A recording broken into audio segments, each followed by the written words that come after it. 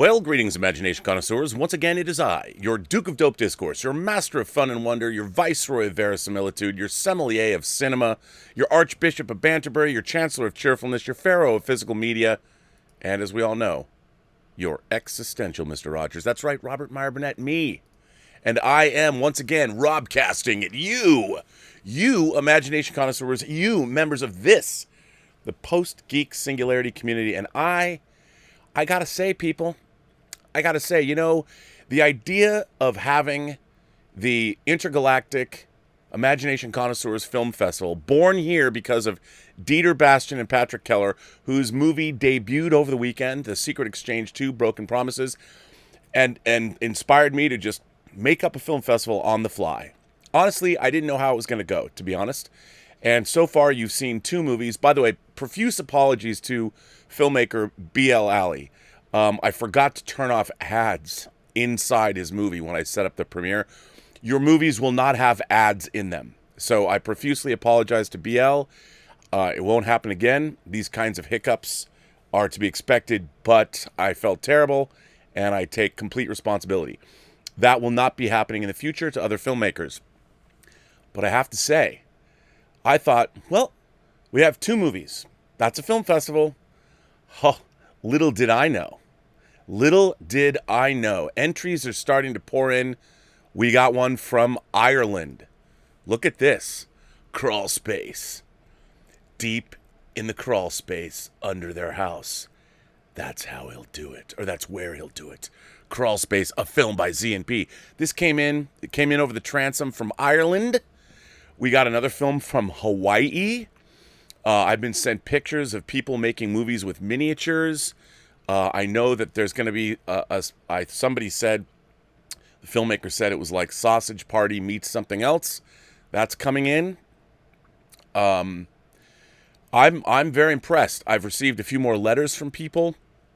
I think we might be getting maybe one film a day. And now how it's going to go is, as soon as we receive your film and the entry form with the entry fee, what I'm going to do is I'm going to set up on a first come, first serve basis. We'll be premiering the films at noon Pacific time. So hopefully, well, if I had my druthers, I'd be doing it every day. But we don't know. I mean, obviously, I'm asking a lot of people to make films, but I know that there's at least 3 or 4 filmmakers that have films that are coming in that I'll probably be debuting this week. But we have a film festival, people, and I could not be prouder of all of you imagination connoisseurs who have stepped up to the plate. Sorry, once again, it's one of those 100 degree days here in Pasadena. But it is fantastic. I'm very excited. The quality of these films is just going to get better and better, and I'm touched and amazed. I laughed out loud at both Dieter Bastian's movies and B.L. Alley's movie. Very funny, and I can't wait to see what comes in. Somebody tweeted me a picture of an entire miniature set they've built. It looks like the French countryside from World War II with tanks, and I can't wait to see what that's going to be. I have no idea. But after all, you are imagination connoisseurs, so congrats. Congrats to all of you, and it should be fun. We're going to start, as I said, the poster contest. The voting is going to go up. We're just a little bit behind. And, and I'm going to start announcing. I announced one of the judges. I'm going to start putting up judges as we go along. I can announce this. There's going to be a few of you imagination connoisseurs that I'm going to reach out to be judges. And the first person, this probably would come as no surprise to any of you, but I've asked Willow Yang to be a judge for the film festival. And she said yes. So that's exciting. I don't know if she knows what she's in for, but hey. And there's going to be, I'm going to keep announcing judges as we go along. There's going to be celebrity judges. I'm going to pick some imagination connoisseurs. And by the way, there's the imagination connoisseurs that I want to pick. It's based on nothing but other than the letters people have written, and I thought that would be fun to do. So anyway, we'll see. And she said yes, but it's going to be very, very exciting. You know what isn't exciting? I'll tell you what isn't exciting. If you saw yesterday on social media, it was reported that CINEWORLD out of the UK that owns REGAL cinemas here in the US was going to be closing all of their theaters in the wake of the news that the new James Bond film, No Time to Die, was not going to be coming out in November. That really pretty much leaves. There's no major blockbusters now coming out. We've got maybe Pixar's Soul, which hasn't moved off its November date. Dune so far has not moved off its date in December, but it's looking pretty bleak. So yesterday it was reported that this was happening. Well, Deadline had a follow-up article today. It was published by Anthony D'Alessandro at 10:30 this morning. I wanted to cover that article. CINEWORLD considering the temporary closure of UK cinemas and US Regal. No final decision yet. CINEWORLD has addressed and clarified the gloomy news out there about the chain shutting down its UK venues and US number 2 circuit Regal in a tweet this AM. We can confirm we are considering the temporary closure of our UK and US cinemas, but a final decision has not yet been reached. Once a decision has been made, we'll update all staff and customers as soon as we can. We expound more on this in this weekend's box office report, but distribution sources are informing us that the shutdown in the U.S. looks to be partial, i.e. 65 locations out of roughly the 340 to 400 that Regal has reopened during the pandemic will shutter. Essentially, these are lower grossing locations in proximity to higher grossing ones in the same market. 50 Regal locations are expected to keep operating during weekend hours. And here's the actual tweet. We can confirm we are considering the temporary closure of our UK and US cinemas, but a final decision has not yet been reached. Now, this tweet doesn't say partial. It says considering the temporary closure of our UK and US cinemas. I would assume that means the whole chain, but we all know never assume anything because it makes an ass out of you and me if you diagram the word assume. I'm just going by what they're saying here. So they're not saying partial, even though Deadline's reporting that. That's what they've heard. And this was from yesterday. In response to MGM's No Time to Die moving out of the Thanksgiving corridor to Easter weekend 2021, plus the overall lack of studio tentpoles, CINEWORLD is closing down 128 of its UK and Ireland cinemas, as well as its US Regal chain as of next week, according to reports. This is the first big circuit casualty since cinemas have reopened during the pandemic. It remains to be seen how long this closure is, and according to studio sources, it's bad for overall movie-going consumer confidence. Overall, it sends an erratic message as to whether movie theaters are really open or closed. The Sunday Times in the UK teased the front page of their edition tonight, which had the news about CINEWORLD's UK closure expected to impact 5,500 jobs. Variety reports that Regal is also closing those cinemas it reopened from its 543 U.S. theater count. Not all of them opened, i.e. Los Angeles County and New York. Deadline has reached out to Regal for confirmation of that news. However, the chain is radio silent. Of the major studio distribution heads we've reached tonight, none of them have received any word from their Regal contacts or CINEWORLD boss, Mookie Greininger, about the U.S. part of the chain is closing down. In the U.S., Regal is the number 2 chain with 7,155 screens in 543 theaters in 42 states. They closed in mid-March due to the pandemic and reopened where they could just prior to Warner Brothers' release of Tenet. One of Regal's reopened Orange County highlights is the Irvine Spectrum, newly refurbished. CINEWORLD, in the recent 6-month earnings filing ending June 30th, issued the following grim statement as they wrangle $8.2 billion in debt. There can be no certainty as to the future impact of COVID-19 on the group. If governments were to strengthen restrictions on social gathering, which may therefore oblige us to close our estate again or further push back movie releases, it would have a negative impact on our financial performance and likely require the need to raise additional liquidity. We've highlighted the potential impact this could have on the group within our going concern statement in the document. It's not official yet if Disney is moving Pixar's Soul off its November 20th release date, but we hear Universal is sticking with its November 25th release of DreamWorks Animation's The Croods: A New Age, which is expected to be a shortened window release so the movie can debut over the year-end holidays on PVOD. These are technically the next big movies, but there's wide entries on the calendar this month, including 101 Studios' War with Grandpa with Robert De Niro that actually, I kind of thought that looks pretty funny. to be honest. So I would watch that. I don't know if I'd pay to go see it in a theater, but I'd kind of watch it. And on Friday, Freestyle 2's Hearts and Open Road's Honest Thief on October 26th. That is the Liam Neeson film that looks pretty damn good. And 20th Century Studios' The Empty Man on October 23rd. Regal and Cinemark don't play short and window releases, but Universal has a deal with AMC. Cineworld boss Mookie Greininger is a hardliner when it comes to collapsing the window. I hear there have been pleas under the major studios to do so with his chain due to the box office being unpredictable and enabling a shorter bridge for movies into the home while keeping theaters alive. Cineworld won't budge. Regal reported news about the reopening of North Carolina this weekend. Again, how are you supposed to do anything? How are you supposed to run a business when you have no idea what's going to happen on a moment-to-moment basis? I don't blame them. I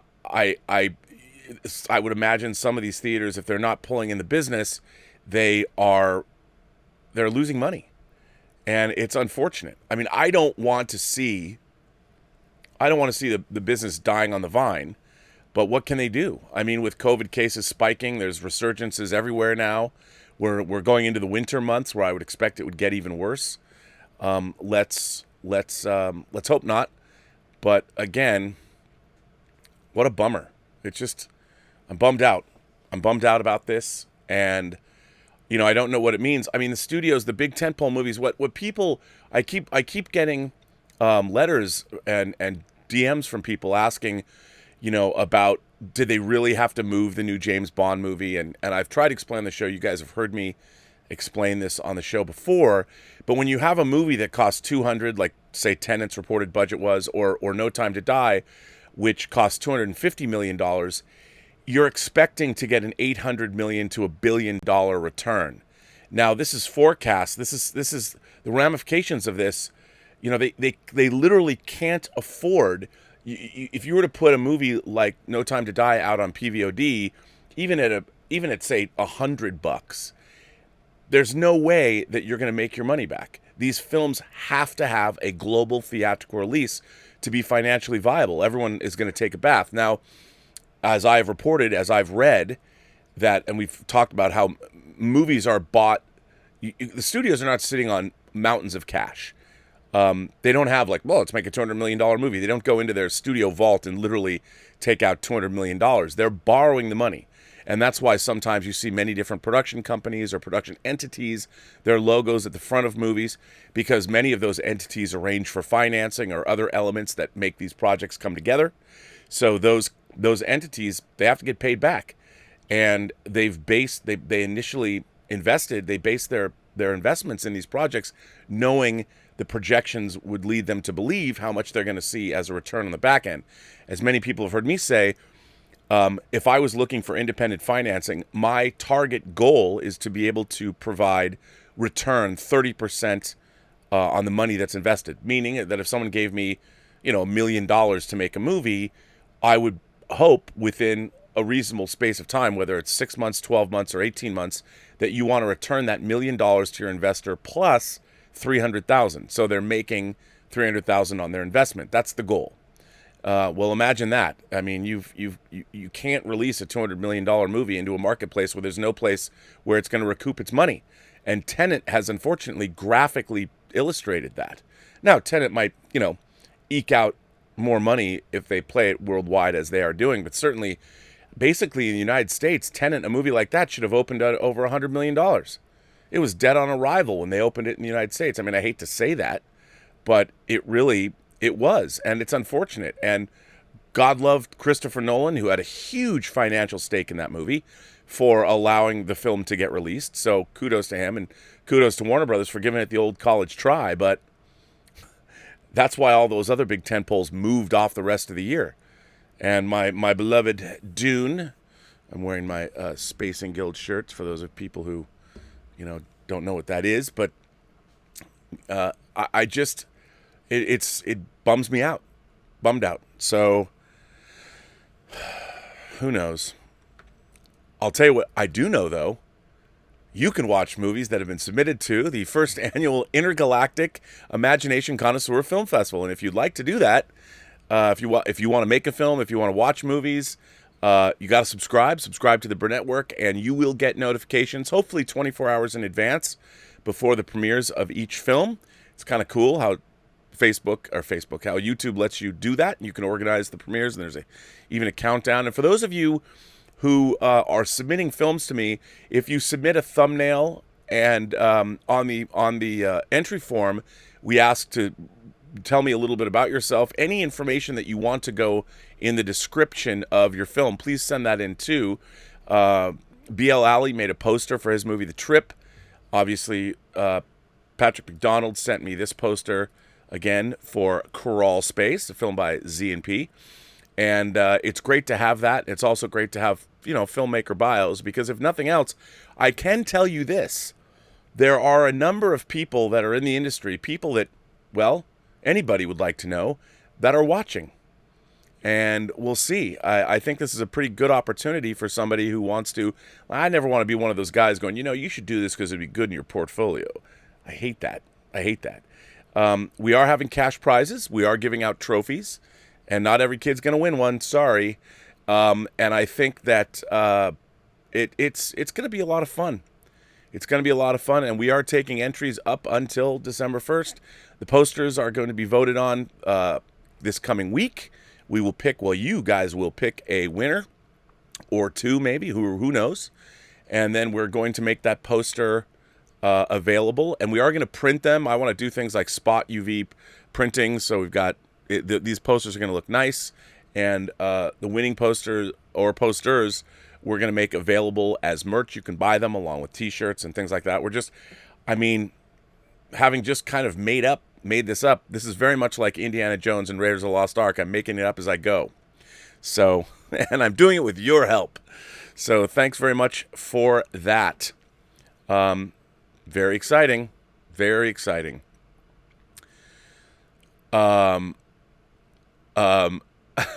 Mr. Brown has written to me and said, "Hello, Rob.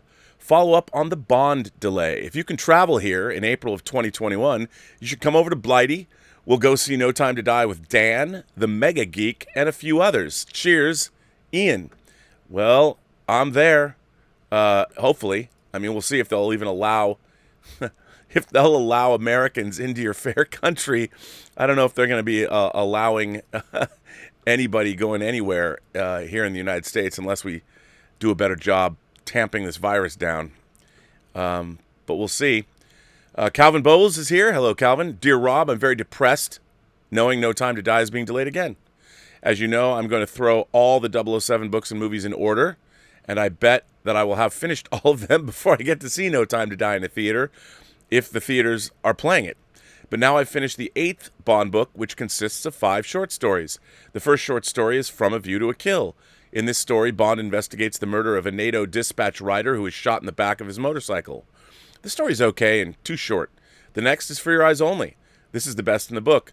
After the Havelocks are murdered, Bond goes after Gonzalez. There's a killer and runs into Judy Havelock to find out she's there to kill them herself, armed with a bow and arrow. The next one is Quantum of Solace. This is bizarre for a Bond story. It's just a governor telling Bond about a woman who cheated on her husband and how he got even with her. Next is Risico, where Bond is sent to break up a drug operation. This should have been a novel. The last is the Hildebrand Rarity. This one has Bond helping Milton Crest search for a rare fish. Milton Crest was in License to Kill. One of the books I read, I like this one the least. I feel Fleming is better in longer format. Next will be the book that got Ian Fleming in trouble, Thunderball, which was going to be the first Bond movie made, and boy, did that turn out not well. Not the movie, but the whole Kevin McClory situation. If you can find it, there's a great book called The Battle for Bond, and it's very much worth reading. This one comes from Yo-Yo Dog. Yo-Yo Dog. Robert of the Robservatory. As I write this from the USA, I acknowledge how demoralizing it is. That is all. Although I've never been asked to give a top 10 or a 5 for anything, I thought I'd give a spin on it because we have nothing else to talk about. I'm going to type as someone, a millennial, who gives a fraction of a fuck about anything. My best take on top 5 things that will make me pay for a movie ticket. Not in order as to be the least triggering as possible. Number 1. These are 5 things that this millennial will pay to go see movies for. So, studio marketers, heed these words. Number 1, Leonardo DiCaprio. Number 2, Tom Cruise doing shit. That's what it says. 3, whatever Nolan convinces Warner Brothers to make. 4, the next Star Wars movie. 5, Marvel whatever. 6, whenever Tarantino can get DiCaprio and Pitt to act together. Roll Tide. That would be a great piece of music from the Crimson Tide soundtrack. Go Bama. Very aware, sir. Well, thank you, Yo-Yo Dog. Thank you for that. I hope studio marketers everywhere will take listen to what you just said and heed your message. And hopefully that will, who knows where that will lead. Omar94 is here. Omar94 says, Rob, since No Time to Die has been delayed again, this had me doing a little research. I discovered that the gap between Spectre and No Time to Die will be the second longest period of time when a new James Bond movie releases. I know the answer to that. I know the longest time, and you're about to tell us. The longest period of time was the 6-year gap between License to Kill and GoldenEye. The difference is, while GoldenEye was a soft reboot with a new actor, Pierce Brosnan as Bond, No Time to Die is a continuation from Spectre with the same actor, Daniel Craig. Now the big hope for audiences will be whether No Time to Die is good after waiting all this time. I will admit I'm not the biggest James Bond fan, but I'm interested in seeing No Time to Die since it's Craig's last Bond film. The only Craig Bond film I liked was Casino Royale. A lot of people like Skyfall. I am not one of them, actually. But I just could not get into it. I know GoldenEye was well-liked when it was released, but it was just all right to me. I liked the action, Tina Turner's song, and some of the actors' performances, but the main problems I had were the story being a little underwhelming and Pierce Brosnan's performance being very hit or miss. There were a few times I liked him as Bond, but most of the time I thought he wasn't that great. With all that said, though, we'll see if No Time to Die makes this new release date, or if it gets delayed again and maybe surpasses GoldenEye's record for the longest gap for James Bond movies. Thanks and live long and prosper. Although, you know what? Yeah, if it does end up being longer than a 6-year gap, I think you got to put an asterisk next to that because the movie was done. Whereas it took 6 years. It took 6 years between License to Kill in 1989 and GoldenEye in 1985 because of Kevin McClory and the ongoing lawsuit that had been going on for 25. I mean, Kevin McClory. He got to make Never Say Never. Never Say Never Again. His remake of Thunderball, which came out in '83, the same year as Octopussy came out. But that poor guy, tilting at windmills. I mean, he was suing Cubby Broccoli. He kept him in court. That's why Blofeld couldn't appear in the movies. I mean, it was a pain in the ass until you kind of saw him in For Your Eyes Only. Blofeld at the beginning in the pre-title sequence. One of my favorite pre-title sequences, actually. Some great miniature work and some great helicopter action in that. But and a nice nod to On Her Majesty's Secret Service, believe it or not. Now I'm rambling in my Bond head, but I think that it's just a bummer. I'm bummed out, man. It kills me to know that, like I said, I mean, I'm very optimistic, but I am old and I do have one foot in the grave and I could get hit by a bus. I could, who knows what's going to happen. And then I would have had time to die before I saw the new Bond film, and that would piss me off. And I think I've said it before. I think it was Warren Zevon, when he found out he had terminal cancer, he said, I only hope I live long enough to see the next James Bond movie. Well, that's kind of where I'm at now.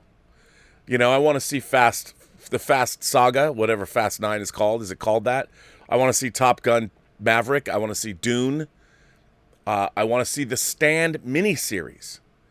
My great big bountiful love of The Stand. I don't know anybody at CBS All Access, so I can't, get screeners of The Stand. But, man, I so want to see that. I mean, come on. I just want to know if there's a new version of Baby Can You Dig Yo Man. Because if there isn't, if I don't hear Larry Underwood sing Baby Can You Dig Yo Man, I mean, what is 2020? That's going to be the great loss.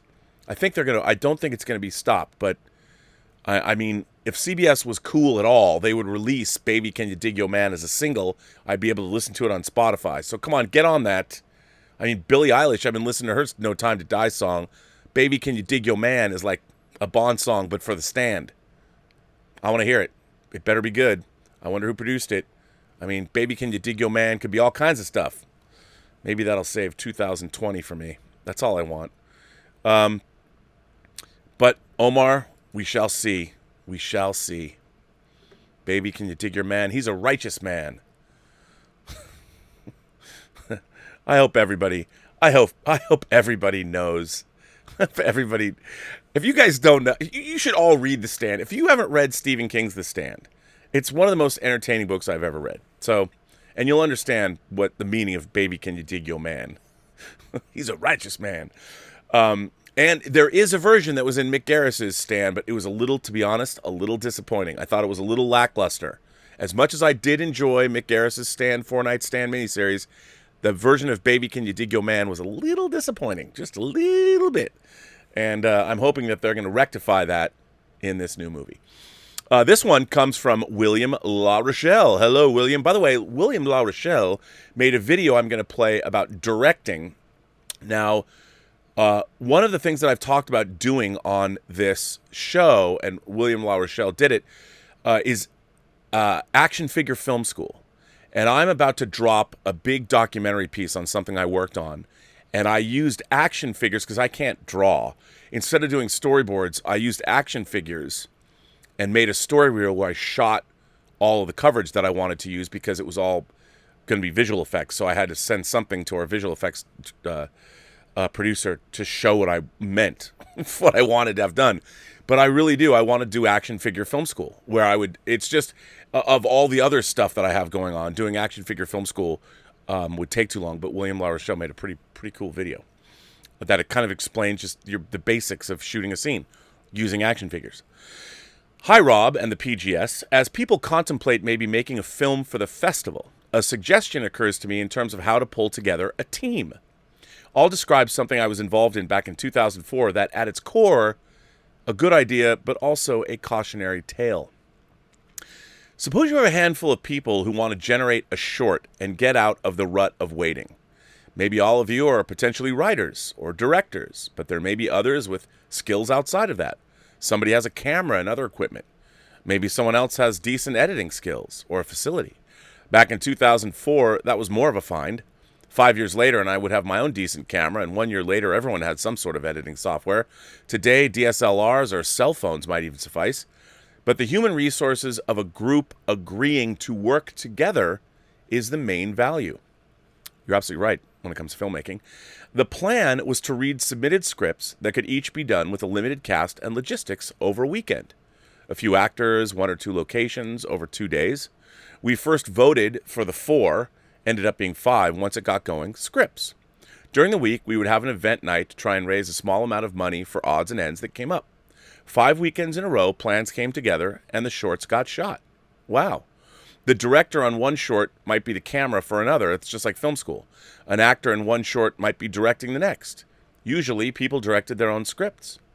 There was enough of a small community from this, especially as actors became a part of it, that locations ended up being acquired and resources were pooled.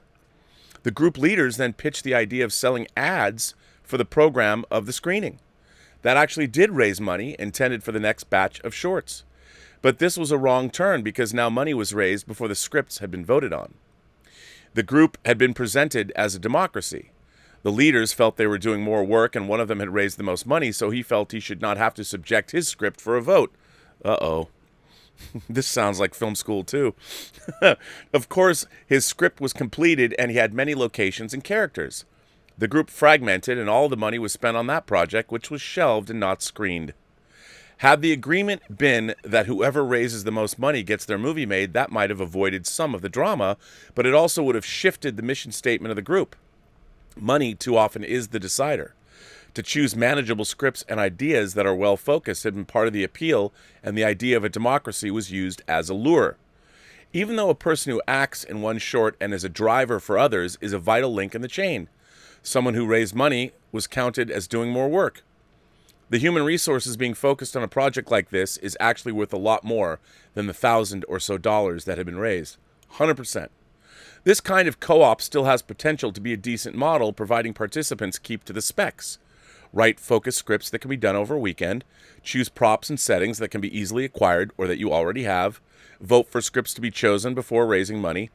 Overall, there are still some positive memories woven into the tension and arguments and some of the spin that happened.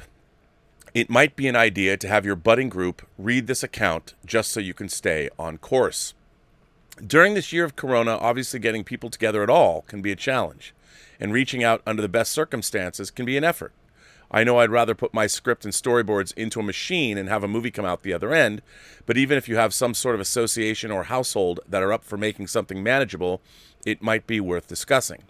If you know that every weekend you're going to shoot something even small, it can break inertia and become a habit. Just putting that out there. William. Great letter. This is a great letter. Like I have always said, I've certainly learned that working on the Axonar fan film project and what a debacle that turned out to be. I mean, it's amazing. I resigned from that project 3 years ago, and Alec Peters, the producer, hasn't been able to make 2 15-minute shorts. But here's the thing. Like I always say, if you're ever going to work on a project that involves creativity and money, you can put together the best of friends, whatever it is that you're going to do. And if you're going to go out and do what William said, create some kind of a consortium or some kind of a collective to make movies, which, by the way, I think is a fantastic idea. I wish I had done that in college where, hey, man, let's all write scripts that can be shot over a weekend and make movies, you know? All you need to do is have something on paper. Just, even if it's informal. I know friends like, we don't need to codify this. Yes, just do it. That way nobody has to argue. You have a piece of paper that you can point to and go, this is what we agreed to do. So somebody doesn't say, well, I raised the most money, so I'm going to make my script a priority. Well, sorry. You signed this, and the rules of this have been put down, because that's what ends up happening. When you come out, you can have the very best intentions. But as I always say, it ain't show friends. It is show business. And you need to look at it that way, even if you're doing some art collective co-op thing on the weekends. Put it on paper. Just put it on paper and make sure everybody knows where they are at when it comes to these things, because it'll nip any problems in the bud. And that way you don't even have to get mad at each other. You just point to the thing that you signed. And it's unfortunate, because I do think that's a really good idea. And I have to say this, in doing these films for this film festival, even though, I didn't, to be honest, I riffed on this show and said we should do that. Now we're doing that. And it is my fervent hope that this is fun for everybody. If it isn't fun, if you're not having a good time doing this, don't do it. This should be fun. We should be celebrating our creativity. I was frankly stunned by the overwhelming response to the poster contest. This might seem silly to say, but everybody that sat down and designed a poster, I was touched by this. I couldn't believe it. I mean, it was nice. Everyone that came in, I got excited about every time I got to open one up. It didn't matter to me what the poster looked like. It was the creativity, all of everybody's creativity. The people, I was blown away that people sat down and made posters at all. And I think that's to be commended. I mean, yes, we're going to vote on them, and yes, because again, you're all my friends out there, but it ain't show friends, it's show business on this show. So, and you guys are going to vote on the posters. So that'll be something, because that's, as Richard E. Grant said in The Player, that's life. That's reality. And he's right. Actually, Michael Tolkien was right, who wrote the book The Player, but Robert Altman and Richard E. Grant couldn't have stated it better. So anyway, great letter. Just get it on paper, man. Point to it. That way there's never any problem. I mean, there could still be problems, but you know what I mean. Ian Samuels is here. Ian Samuels says, it seems the focus, Ian says, Rob and fellow Robservationists. It seems the focus of writers of modern Trek to take Starfleet in a more aggressive direction. So perhaps the future of Starfleet and the Federation after the Cardassian Wars, the threat of the Borg, and the war against the Dominion, that they should refocus on exploration. So based on that idea, how about a new Trek series based on a new class of explorer starship named after famous explorers such as Magellan and Marco Polo? A starship less focused on battle and more on science, exploration, and diplomacy. At the rear, a large shuttle bay where 6 shuttles are set into covered recesses in the bay floor, which can be raised up and launched. Either side of the shuttle bay inserted into the walls are 4 Danube-class runabouts, 2 on the other side, as well as an executive shuttlecraft at the rear to transport dignitaries. As well as the shuttles, there are 2 rovers attached on the underside of the dish, ready to be deployed in high atmosphere as a kind of drop ship, as well as the Explorer rovers. The ship has the latest and most impressive short and long-range sensors and sensor probes. So would you prefer the journeys of the USS Magellan to the new Trek we are getting? Well, yeah, I mean, look, I don't think modern Star Trek, it doesn't have anything to say. You know, Star Trek was an allegorical show, and it was also an anthology series that had continuing characters. So you couldn't call it an anthology, but it was, in the sense that every story was different. And every story was illuminating as to the human condition. And now I feel so often, like with a lot of modern shows, it's about plot, and the shows don't have much to say. That's the thing. I think rewatching, we're almost done rewatching Next Gen. Elizabeth watched the original series. She's working away. She's basically at the 7th season of Next Gen. And, you know, I found that the last time I watched Next Gen, I was working on the Blu-rays. So I was watching them more from a production standpoint in terms of what could I use, what clips could I pull out and use for the documentaries. But watching them again, I found it enjoyable watching Next Generation just as a viewer, enjoying them, that just, they're always about something. You know, there's always something going on. That Second Chances, the Thomas Riker episode where the transporter blip caused a second Riker to be created.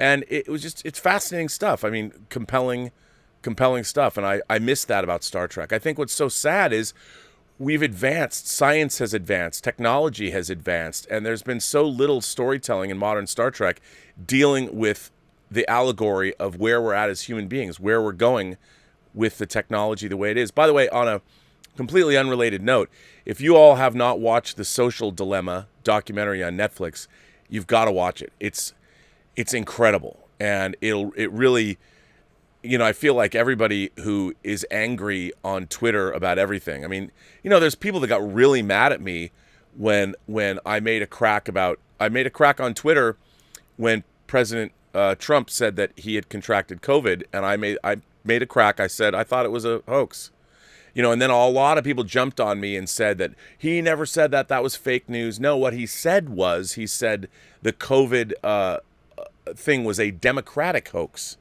That people got really mad at me. People unsubscribed. There were people that said, I will never watch another stream that you're on. And I'm like, well, look, you know, I kind of meant it darkly. It was a darkly sardonic joke. Do I want President Trump to die? No, I don't. I don't want anybody to die of COVID. And I already, I mean, the entire upper echelons of the command structure of our government has been compromised now. And if you look at people that have come down with COVID, this didn't have to happen.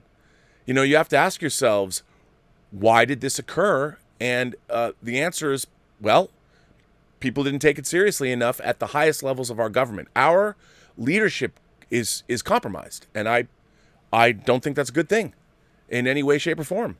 And do I want that to be the case? No, I want the President of the United States to be well and able to govern and do his job. So I don't wish Donald Trump any personal ill will. I think that that's different from disrespecting or not respecting his policies. But as a man, I don't want to see our president die. I want to see our president in great health. So, yeah. Anyway, I think that's kind of important. I wish President Trump all the best. I hope that he recovers swiftly and gets back to the job of governing and running his election campaign, because that's what America is about. Even if you don't like a candidate, you've got to respect the fact that that candidate's an American.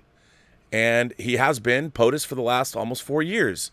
And I would like to see that his remaining time in office be used effectively and that we can see our country hopefully being made better. We're still in the middle of a pandemic and a massive economic crisis.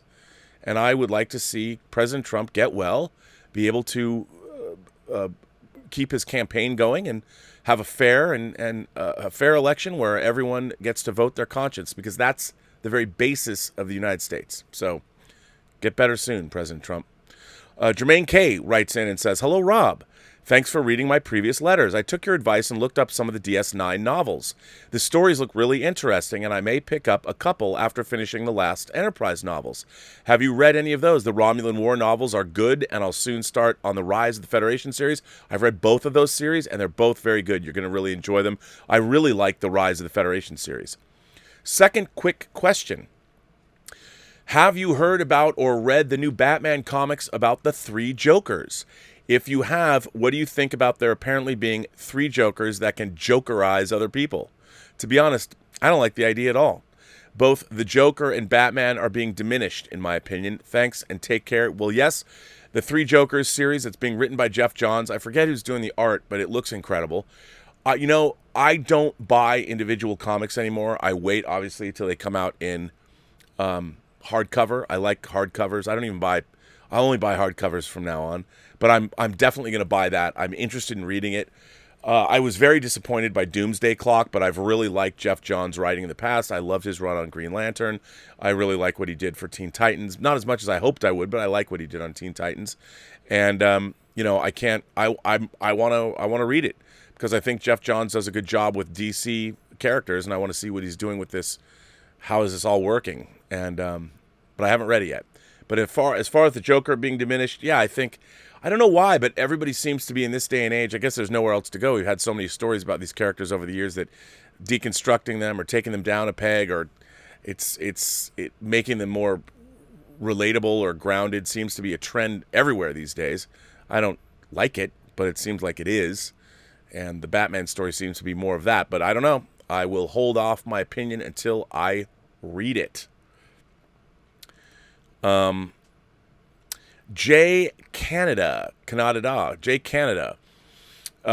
Hey Rob, it's been a long time since I had the inspiration to write in, as all the reporting I have to do is zapping my brain. I still love the show and much of the content, though. Oh, but not all of the content? No, I'm just kidding. I've heard you recently talk about the demarcation point for OG fans. You've referred to seeing Star Wars in the theater or Hammer Horror, most recently on the Vampire Circus review that you did on Elizaviews. I can agree with that to a point, being of the age you are and having experienced the world before or after with the awareness of the difference. However, I think there may be an exception to your rule. That exception comes from my young experience as being born in 1975 and the random experience of seeing things on TV back in the late 70s and early 80s with very little cognizance of the timeline of pop cultural or the opportunity to go on to the show. When you're 4 to 6 and 79 through 81, your experiences are random with content, and the content early on was mostly Sesame Street. I saw Star Wars for the first time in the gym of my school back in 1980, and it blew my mind.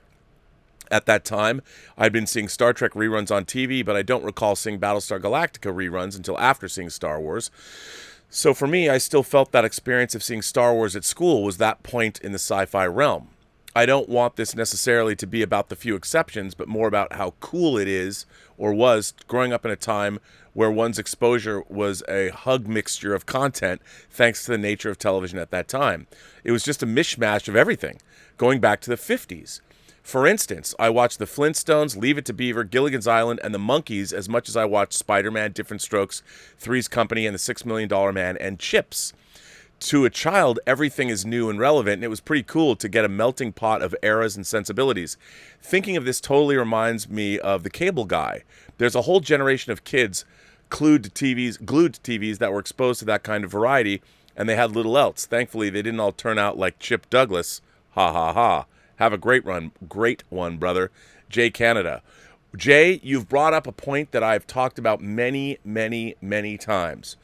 When I was growing up, it wasn't just... What Jay, first of all, was referring to is nowadays, with imagination connoisseurs, I was lucky in that I was able to see things like Star Wars in the movie theater for the first time. And I think the difference, the thing that was important and why I always use Star Wars as a jumping off point for being an OG, an original geek, is because up until Star Wars, there was nothing close to Star Wars. Nothing existed that was like Star Wars at all in terms of special effects, the lived-in world, the verisimilitude.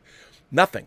There was nothing even that came close. I mean, you could say that 2001: A Space Odyssey was a beautiful film, but in terms of, that's not exactly science fantasy. I mean, that was hardcore, scientifically accurate science fiction, and it certainly did not have. I mean, if I had seen 2001 when I was 10, it wouldn't have had the same effect on me as seeing Star Wars had when I was 10. Not because that it wasn't a great movie, but because of the wish fulfillment and the everything that Star Wars does, which is obvious. But once you saw Star Wars, suddenly your mind, I mean, literally, the world had never seen anything like it, so it changed the possibilities of what people expected from film. Now, what happened after Star Wars, I mean, 6 months later, you had Close Encounters of the Third Kind. Again, mind expanding. And then the years after that, 78, you had Superman the movie. 79, there was Alien, which again, a stunner, where you had the special effects technology of Star Wars combined with the practical effects of Carlo Rambaldi's Big Chap, the alien creature, which no one had ever seen anything remotely portrayed like that on screen either. And then even the lower budget realms of horror films, when you think about like Dawn of the Dead and Phantasm, both came out in 79. I know Dawn of the Dead opened some places in 78, but it mostly was 79. Seeing Phantasm, Dawn of the Dead, that kind of hell's a pop and violence, I was like, oh my God. You had gore effects technology was beginning to take off.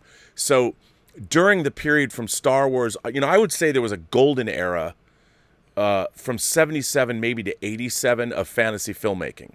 And because you had the rapid advance of effects technology, for instance, the go motion technology that Lucasfilm, that ILM came up with when they started out with Empire Strikes Back. And what was go motion? Well, when you were doing stop motion animation had a jerkiness to it because it was done one frame at a time.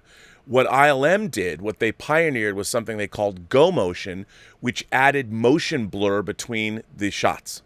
So there was a fluidity to stop motion movement. We first saw it, and again, it was a stunner seeing those tauntauns, those wide shots of the tauntauns, walking up or to the side of looking over the little ice hill, the snow hill, and those, you know what those look like, that great aerial shot that comes in over the tauntaun running from way up high. I mean, this effects technology was mind-blowing. They used it later, the year later in 1981, for the Vermithrax pejorative, the dragon from Dragon Slayer. Still, I think, you could say that maybe Smaug is better, but the Vermithrax pejorative in Dragon Slayer, my God, mind-blowing. And, for someone growing up, it was, you're seeing, every time a movie came out, it's like, I've never seen a dragon portrayed so realistically on screen. And it was like that. And so it was, your perception was changing because those things didn't exist. Now, I don't mean to say, well, in my day, everything was better. But, as I've said many times on the show before, nowadays, the leaps between these things are not so much. Like when let's say you're born in 2000, you're now 20 years old. In your lifetime, and I ask you, let's say if you're a younger viewer of the show, even 30 years old, write in a letter and tell me what was a time that blew your mind. For me, in the modern era, seeing those dinosaurs in Jurassic Park, I've said it before, the Brachiosaur, the Sam Neill, oh my God moment, when he rears up and takes the leaf off the tree. That was amazing. I was sitting in the theater just like, oh my God. That to me was seeing how far you could take digital technology. We'd come a long way since Tron and the Genesis tape from Star Trek 2. CG had arrived. And then, like, The Matrix blew my mind. Not just the bullet time effects, but all of it. It was so ambitious, the influence of Japanese manga and anime on the style of The Matrix and all that. That was mind-blowing too. That was 21 years ago. There's been few things that have come out in the last 21 years that blow me away. And I think that's something that but I could be wrong. Every generation, if you're younger than me, I'm fucking old, but I'd love to hear from people about what was the moment or what was the thing that you saw. The other point I wanted to make, that is in this letter that I think is really great that Jay points out is when I was a kid, when I was going to elementary school, like you'd get up in the morning and they would be showing Our Gang shorts. Now, there's probably people out there that don't even know what I'm talking about. Our Gang with Darla and Spanky and Alfalfa and Buckwheat. These were made in the 30s. And they're black and white, and these are shorts that they would show right before I'd go to school. You know, so you're watching something that was made in the 30s in black and white, and I loved them. I didn't sit there and go, I'm not going to watch this because it's black and white. No, Our Gang shorts were in black and white, and I liked that it wasn't an option. Then you would come home on after school, and then on our independent station from 3 in the afternoon to 6, there was just a block of old sitcoms and things like I Dream of Jeannie, Brady Bunch, Leave It to Beaver, Partridge Family, you know, My Three Sons, whatever it was. So basically you were watching from the 1930s to then the 50s and then the 60s and the early 70s with things like Brady Bunch and the Partridge Family. So you were watching 40 years of pop culture.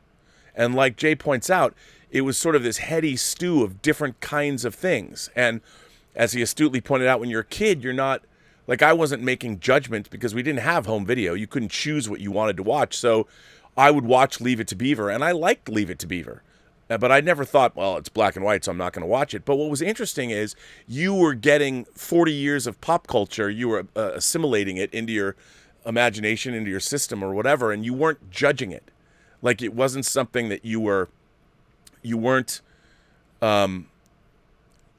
were just letting it flow over you, and it was all new, and you were taking it in, and I think that there was something to that, because if you couldn't program nowadays, you completely curate your life, and it's only when you stumble across something like, oh, that sounds good, and you watch it, but if you don't like it after 5 minutes, you turn it off. So it was a different time, and I think in a way, maybe a little bit better that you couldn't just pick and choose what you wanted to watch, that you had to watch what was put in front of you, because I think you learn things and you experience things that you wouldn't normally have otherwise experienced. So, interesting letter. Great letter, Jay. Thank you for writing that in. I very much appreciate that. That was good. Again, you guys are killing me with these great letters that you send me. This letter is, I really like this letter. Which is why I'm going to read it.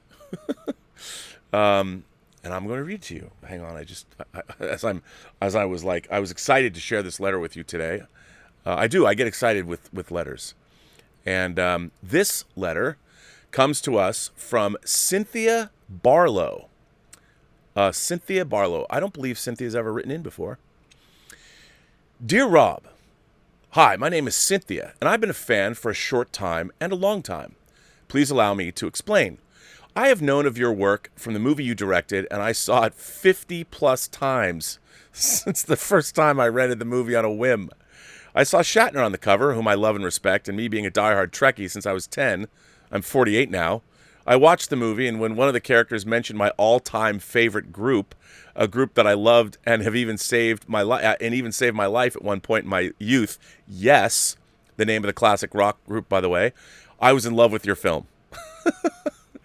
First of all, I got to interrupt your letter. So my friend Eric Wallace, who Patrick Van Horn, who Phil Lamar plays in Free Enterprise. So Phil Lamar plays Eric Wallace.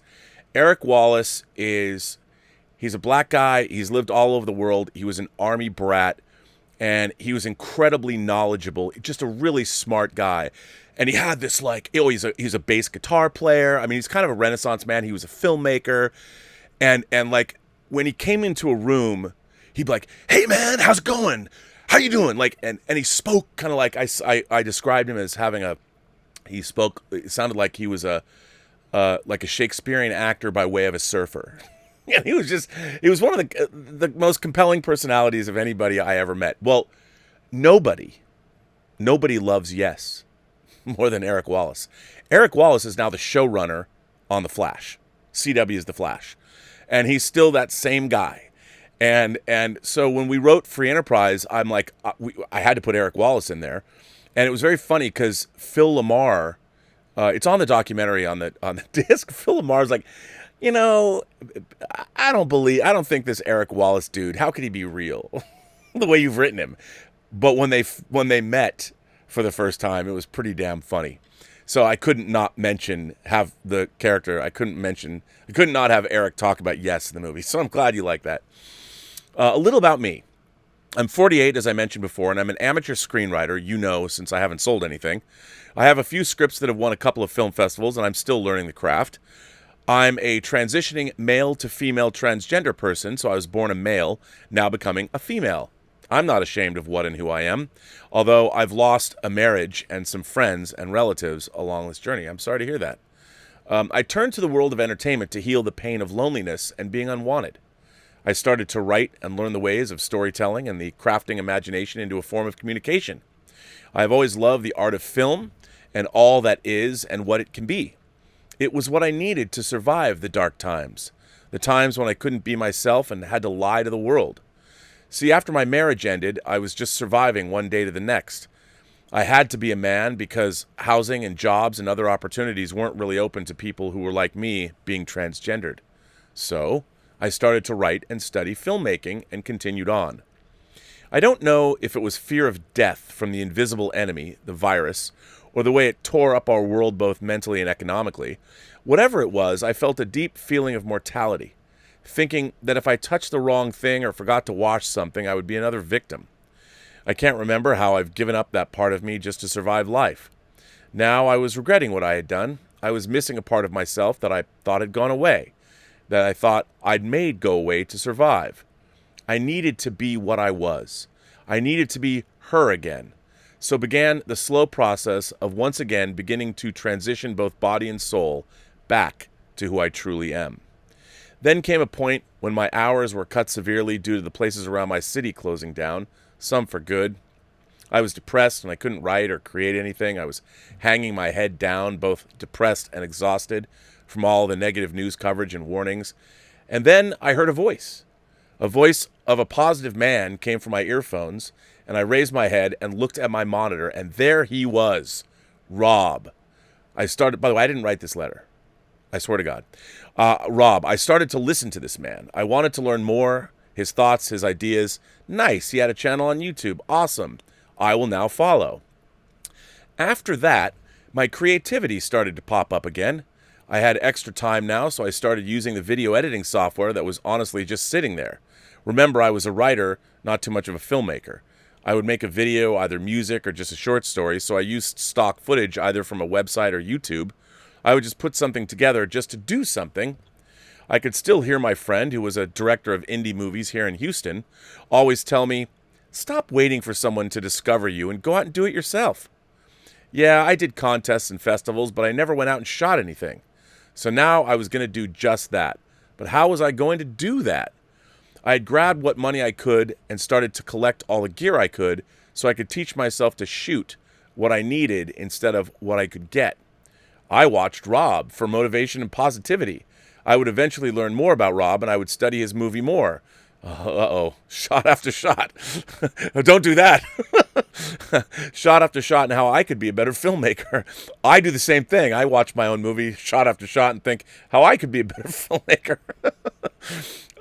When I found out about Rob's film festival, I knew I had to do it, no matter what the cost.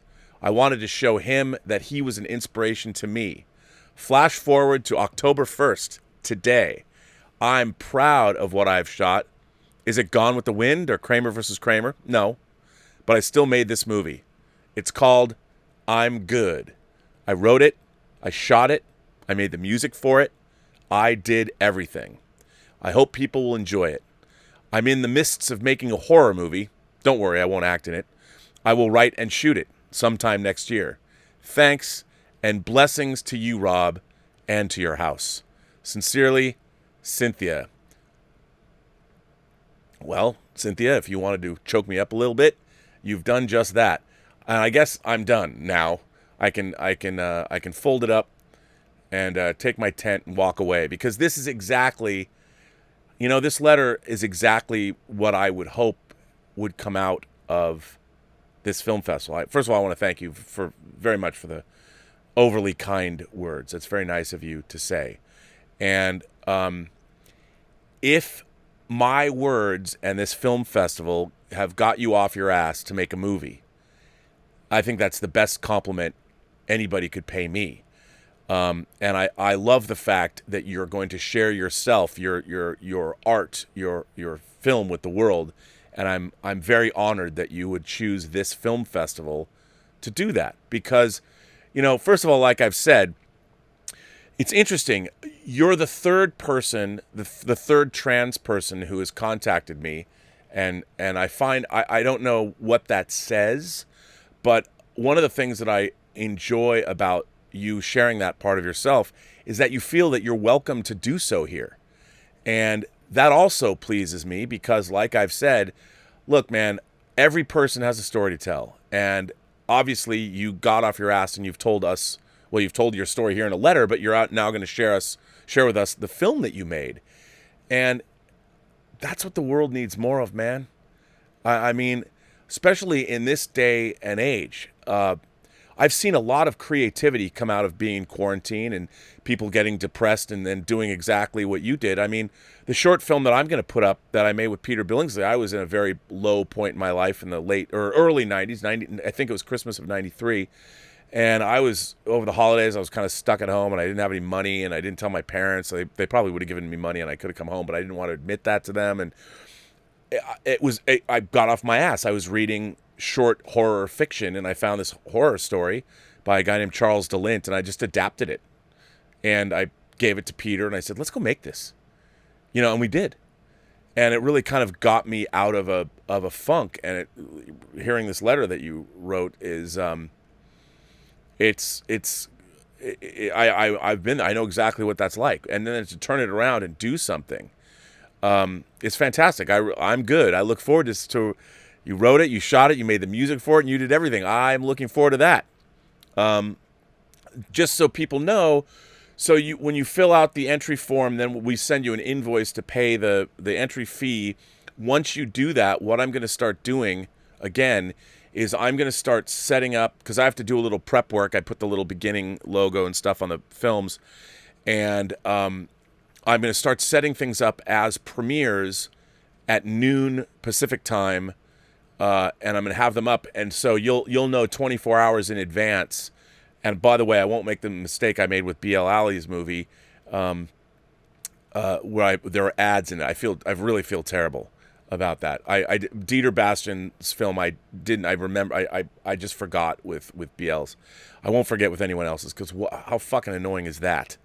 Ads in the middle of your movie. Ugh. Like commercials on TV. Terrible. I won't make that mistake again. But everybody, I'll do it, like sometimes I'll do it 24, 48, or 72 hours in advance, so you'll be able to tell anybody and you can share the link. And what's cool is one of the cool features about YouTube is when you do that, it sets up a countdown, and it's kind of neat. I mean, it's fun to do. So I'm going to do that, and I will play every submission that we get, and every submission that we get will be available online. And then on Christmas Day, I'm going to play the semifinalists, the ones that have been chosen that are in consideration for awards. So yeah, but I think it's great. But this is a great letter, Cynthia. I really appreciate that. And I'm glad you're able to realize your true self. I think that's great. Yeah, it's I think this film festival, I'm really excited about it. I mean, your letter was very nice, but I'm also very excited that you're making a movie. I can't wait to see I'm good. I can't wait to share it with everybody else. And I'm glad that it sounds like making a movie. I hope that's not ironic. I hope that's a title meaning you are good. You're going to share with us. I mean, even if you don't, even if it's the most darkly sardonic or the most horrific movie ever made. I don't mean bad, horrifically bad. I mean horrific like horror film bad. I can't wait to see it. I'm really excited. And I got to tell you, I get really excited when I get to see movies and stuff. Like, I have not, to be honest with you, right before I went on the show, I saw this Patrick McDonald's film. This poster came in and his movie came in from Ireland. And when I get off the show right now, I'm going to go watch it because I haven't watched it yet. And that people are making movies is the best. So if I get more letters like yours, Cynthia, and then films like yours, this whole thing would absolutely have been worth it. So I want to thank you for that, but mostly I want to thank you for making a movie. And I want to thank you for being your true self. A lot of people live their whole lives and they aren't that way, and they have to hide, or they never get to realize their who they really are, or they're afraid to share themselves, or they're afraid to be the way they really are. And look, man, if there's one place, all you people out there, everybody, I don't care what shape, size, color, creed, I don't care what your sexuality is, what your religious preference is, what your political affiliations are. Look, man, I think everybody should be able to come to this channel, however you identify. I mean, I joke that my pronouns are I, me, and mine. But however you want to identify yourself, you should all know that you're all welcome here. And I mean, that's what being part of the Post-Geek Singularity is. And the more the merrier. The more ideas that we have, the more different kinds of people. I mean, I love diversity, but I love diversity of thought most of all. And when people can come together and share their thoughts, their experiences, that's the only way we're ever going to learn. And that's why everybody should watch The Social Dilemma on Netflix. And it does a really great job. It has all these heavy hitters from Silicon Valley, some of which I had seen before, and some of the people I've actually followed and read their books. And they were on this documentary, but they explain how we all are being programmed, and it's very illuminating. So check it out. And by the way, I just see that Candida from yesterday, we are having a Robservations and Whining About Movies Halloween Zoom party on October 24th. And it is mandatory costumes. You don't get let into the Zoom chat unless you're wearing a costume of some kind. And hey, you don't only have to be like this, right? So we're going to do it after the show, probably starting at 2 o'clock. I don't know when, but 2 o'clock. I don't know the logistics yet. Just make stuff up on the fly. But thanks to our official couple, Claude and Candida, yesterday evening on Whining About Movies, Candida brought it up. It was her idea. This is why they're the first couple of the channel. And we're going to have a Zoom Halloween party on Saturday the 24th. Halloween is actually on Saturday the 31st, but I figured why not have it early? And that way it won't interfere with people going to actual Halloween parties. So look forward to that. It's a Zoom. So Cynthia, why don't you join us there? And it would actually be kind of fun to, I hope that, well, all the movies that I'm going to get are probably going to be up there, but it would be cool to actually do a live watch as the Zoom party, like share the screen and actually watch a movie. I'm sure I will, but that'll be quite good. So I want to jump over now, see what you guys are all, what are you guys all about here? I don't know, but I guess we're going to find out. First of all, I got to go backwards. Yesterday, when like Willow sends me something in, and I don't do Robservations, I save those super chats. So Willow sent in a tip, and she says, do you think the news of Trump getting sick influenced the decision to move No Time to Die, or was it a complete coincidence? The theaters just can't catch a break. They were counting on Bond and Soul to get released in November. I don't think that was part of it. I think the fact that we had COVID cases rising all over the place, there are countries that are talking about going back into lockdown, and I think that was where it came from. I think they were thinking about it anyway, because I think the biggest factor was looking at Tenet's performance. I think they would have hoped that Tenet might have done better than it ended up doing, and I think that had a big, that was a big problem. A big problem.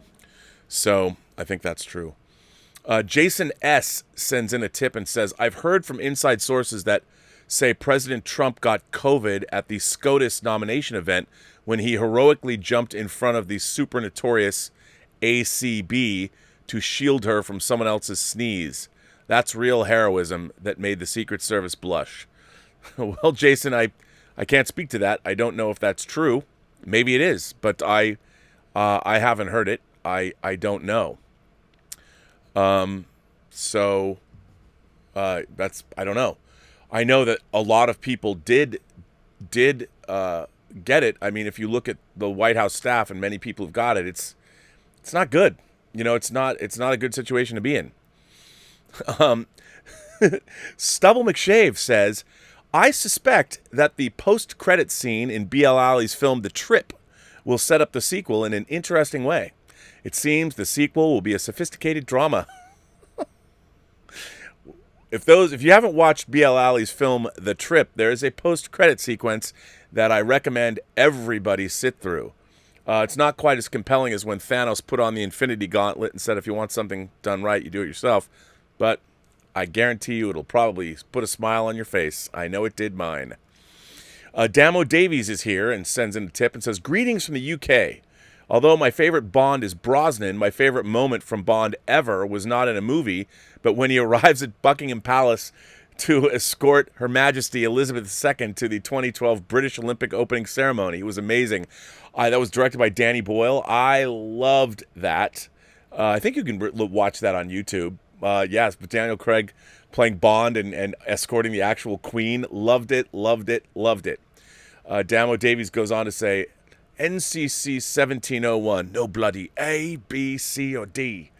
I don't know what accent that is Scotty's retort to the computer on the Enterprise D when requesting to see the bridge of the original Starship Enterprise in the 6th season TNG episode Relics. Whenever I watch this scene now, I think of you, Robert. Well, that's good to know. Yes, because as you know, my favorite starship will always be the 1701 or the 1701 refit. Remember, it wasn't the A until Star Trek The Voyage Home. It was still just the old 1701. Damo Davies goes on to say, Trials and Tribulations from Deep Space Nine and Flashback from Voyager were both great episodes of 90s Trek, both paying homage to the original crews, movies, and shows. But which one do you prefer and why? You know what, I have to say I like Troubles and Tribulations more because, you know, they go back to the original series. And you got to see Jadzia Dax in one of those red miniskirts with the knee-high leather boots. Plus, it was amazing that they pulled it off. It was amazing. The only misstep for me that Trials and Tribulations does is they don't have the original music in the bar scene when they have the bar fight. I couldn't believe that. I mean, I understand why, but I thought it was a mistake because the music they came up with wasn't nearly as good as it was amazing. Another Skywalker. Oh my God. Another Skywalker. That's very generous of you, sir. Thank you very, very, very much. Wow. Keep up the great work, Rob. I love you here and with Campia. Well, another Skywalker. That's incredibly generous of you. I don't know what to say. Thank you. John, as many people know, John Campia. I do the John Campia Show with John. John had this idea about making a feature-length documentary about movie trailers. And he sort of asked for my help, so I was able to. He said, I'll make you an associate producer if you help me get some of the talent involved, which I did. And what I love about this is John just had this idea, thought it up, and went and made it. You know, he did everything he was supposed to do, and he got all the talent he wanted to get, and he made his movie. And the movie, it's going to be at the Studio City Film Festival. He announced that, but he has sent it to other film festivals, and I can't say which ones, but it's even in contention for awards consideration at a few of them, which is fantastic. And we will both be at the Baltimore Online Comic-Con next weekend, and I'm going to be interviewing him specifically about making this movie. Where did he get the idea? What were some of the challenges of making it? Because that's one of the things, again, when I talk about, like Cynthia, John was inspired, and during quarantine, you know, him and Jonathan Voico, fact checker Jonathan, made this film, and it was pretty great that they did it, and I was very impressed. So another Skywalker, again, thank you so much for generously donating to the channel. I very much appreciate that. Stubble McShave sends in a tip and says, Roger Moore never ordered a shaken, not stirred drink. He was served such a drink, but he never ordered one himself. It was one of the ways that Roger Moore tried to differentiate himself from Sean Connery. Yes, sir. Stubble McShave says, I've never read any Star Trek books, but after your recent Trexperts podcast about the books of Star Trek, I might give them a try. Can you give me 3 solid book suggestions that I could start with? Oh, yes, I can. You have to read Prime Directive by Judith and Garfield Reeves Stevens. You also have to read Federation by Judith and Garfield Reeve Stevens. Now, it really depends what kind of a Star Trek fan you are. Prime Directive is original series. Federation is when you read Federation, you're going to be like, why wasn't this the movie that Generations turned out to be? Federation's amazing. And then I would read, if you love Next Gen, Imzadi by Peter David. A Stitch in Time by Andrew Robinson. There's other books that I would recommend. I absolutely would recommend the 2 Mirror Universe books that David Mack wrote. One is called Rise Like Lions. I think that's the 2 books. I think the first one's called Sorrows of Empire. If you are a Mirror Universe fan, Sorrows of Empire and Rise Like Lions, those 2 books, man, those just crush. I mean, you look at what they've done. I guess this is what's so frustrating for me when I look at modern Star Trek. The first season dealt with the Mirror Universe, right, of Discovery. I'm like, bruh. Now, David Mack is now an advisor on Lower Decks, and I think he's an advisor on Prodigy as well. And why he's an advisor, I don't know. He should be scripting those shows. As far as it frustrates me to no end. But David Mack's books they're really, really great. And there's a Star Trek book continuity that's being created after the Dominion War. And if you know more about that continuity, David Mack wrote the Destiny trilogy of books that are incredible. They're incredible science fiction and they're incredible Star Trek. So I guess that's one of my big frustrations, is having been a Star Trek novel fan my whole life. When Star Trek isn't as good as the novels are, and which it frequently has not been, but I'm like, why aren't they going back and why don't they ever adapt the novels? Peter David wrote a lot of great Star Trek novels, and he also created a whole new Star Trek series called New Frontier. That's terrific. If you want to start reading a brand new Star Trek series about characters that you don't know, New Frontier, or the Star Trek Vanguard series, which takes place during the original series time, also excellent. Now, these are great Star Trek stories, and it's not like, and the writing is good. These aren't badly written stories, and if you want to read an earlier Trek novel that I think is terrific, Vonda McIntyre's The Entropy Effect, or if you want to read a crazy book about Mr. Spock being a space pirate. Now, this is one of the early pocket Star Trek books, Sonny Cooper's Black Fire. This book is a hoot. It is a hoot. And do I think this is high art Star Trek? No, but you'd think like if you think that the producers of Discovery would read these books and be like, oh yeah, let's go back and make Star Trek fun again. But yeah, I would check those out. There's so many though, Stubble. David Crabtree is here. Hello. David Crabtree says, Three Jokers is illustrated by fantastic DC artist Jason Fabok. I've been following his stuff for years, and he's an artist whose art is a major influence on my own artistic style. Well, that's good to know, because I love your artistic style, David Crabtree. Hope everyone in the PGS has had a fantastic weekend. David Crabtree has done a lot of great art. Did some fan art of like me and John, great stuff. But he's also doing his own sort of Transformers-influenced comic book. It's really cool. And I'm really looking forward to seeing what David Crabtree... Again, a lot of you PGSers, man, you're your own artists and writers and filmmakers, and it's pretty fantastic. And that's why I'm more excited than ever about these films. And I can't wait to see what people come up with. Eric Beltalauda? Oh, Eric Gant. I don't... Beltalauda? Eric Gant sends in a tip and says, thoughts on The Expanse? In my humble opinion, it's the best science fiction series since Battlestar Galactica. Incredible world and character building, intriguing storylines, and the most realistic depiction of near-future space opera that I've ever seen.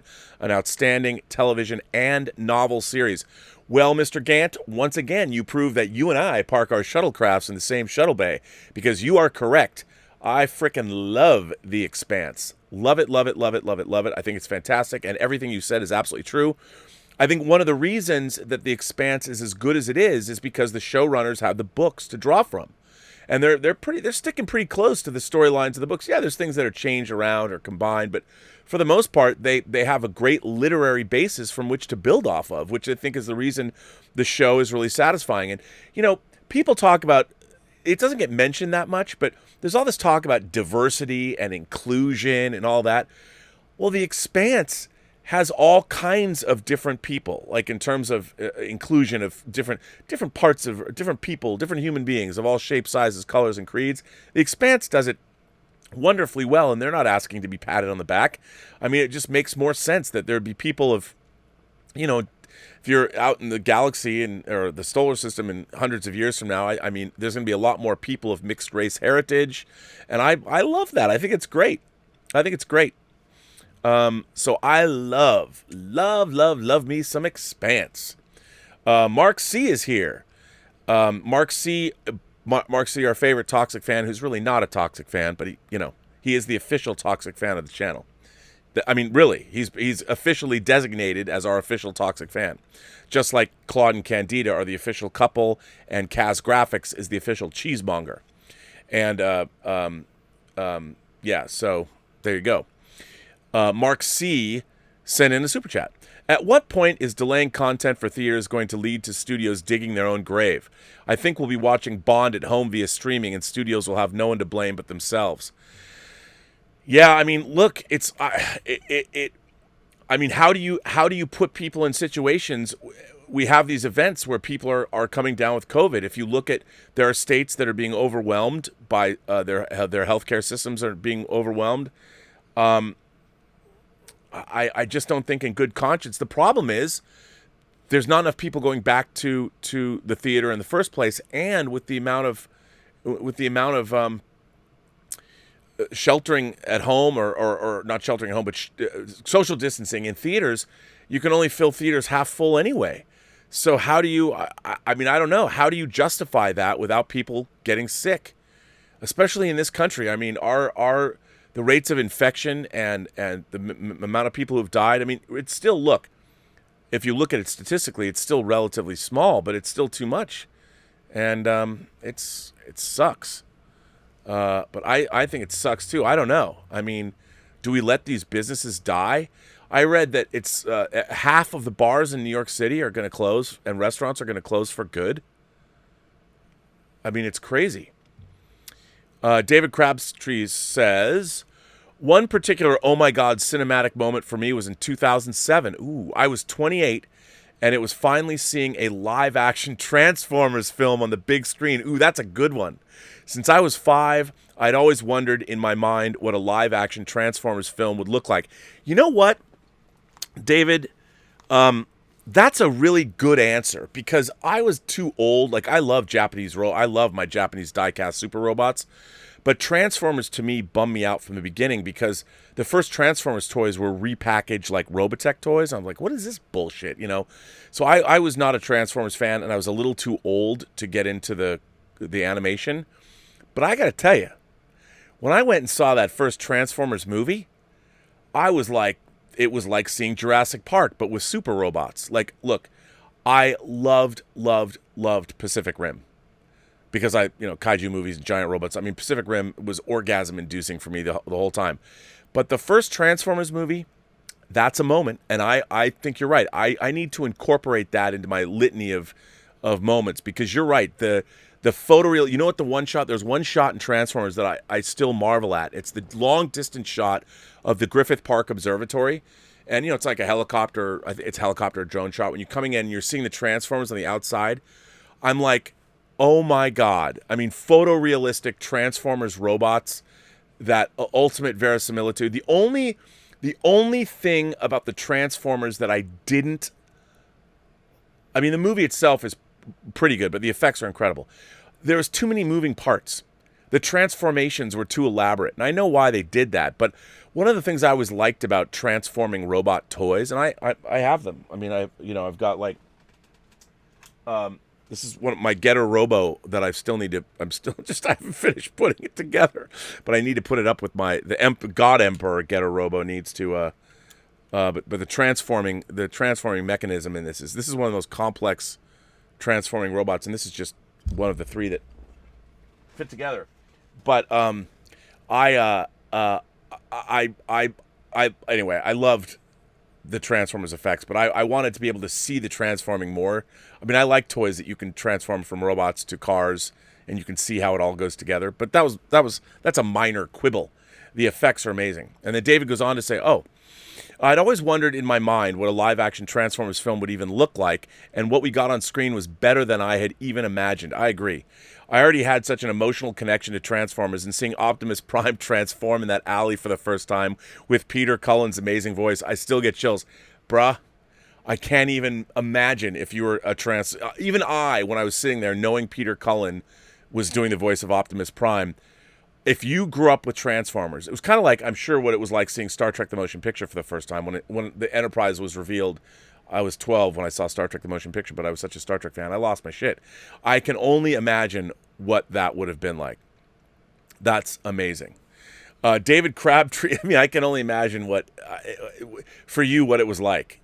Because that would have been, and in a photorealistic way, like the special effects that ILM brought to bear on Transformers. And I think the first, aside from the incoherent battle scene at the end, you don't know who's doing what to whom and where anybody is. I think Transformers is a pretty decent film, the first one. The story of a boy in his car and a boy and his fetish for Megan Fox, which, let's face it, everybody in the audience, men and women, had a fetish for Megan Fox. It was great. You know, it was. I love the first Transformers movie. I hated the second Transformers movie, and I'm a staunch defender of Dark Side of the Moon. I love Dark Side of the Moon. I could watch that Battle of Chicago. I mean, as a special effects junkie, that shit is dope. You know, it's not the greatest movie in the world, but still, I like it. I hated I've hated 3 of the Transformers. Actually, I've hated 3 of the Transformers movie, and I liked 3 of them. I liked the first one. I liked Dark the Moon. And I liked Bumblebee. And they're pretty good. I can only imagine. David goes on to say, by the way, count me as another influenced by your Intergalactic Imagination Connoisseurs Film Festival. You know I'm working on my comic, but I've also been dabbling in 2D animation with the fantastic TV Paint app, and I decided to produce an animated short for the second annual, oh my God, the second annual film festival. Keep inspiring, good sir. Wow. Amazing. Now I'm already locked into doing a second festival. Well, I guess that's to be expected. You know what? If this goes well, there's nothing, I don't have to wait. You know, I've called it annual. I don't have to wait another year. Keep it going. Alexander Wilson is here. Alexander Wilson says, one of my favorite and most disappointing series is The Matrix. Oh. Keanu Reeves said The Matrix 4 is set after Revolutions. What do you think this movie will be about? Also, I wished Trek had a series set after Deep Space Nine. I disliked going back in time Trek shows. Me too, man. The Star Trek books, the novel series has gone past Deep Space Nine, and for the most part has been great. Great stuff. I mean, Deep Space Nine even got blown up, and they rebuilt it, and it's really cool. They rebuilt it in the books, and they did design it. You can see what it looks like. I love the first Matrix. And I think here's my problem with the Matrix sequels. I really like Matrix Reloaded. Is it great? You know what? Compared to other fantasy movies, it's pretty great. Compared to The Matrix, is it great? Not so much. And I think it gets way up its own ass by the end. It's like, what the hell? I think here's what I missed about the Matrix sequels. And I think that because I just think they didn't have a great idea. They were rushed to produce. I don't know but the whole premise of The Matrix is that human beings, you know, metaphorically, I mean, how do we get out of our own heads? How do we get out of our own belief systems?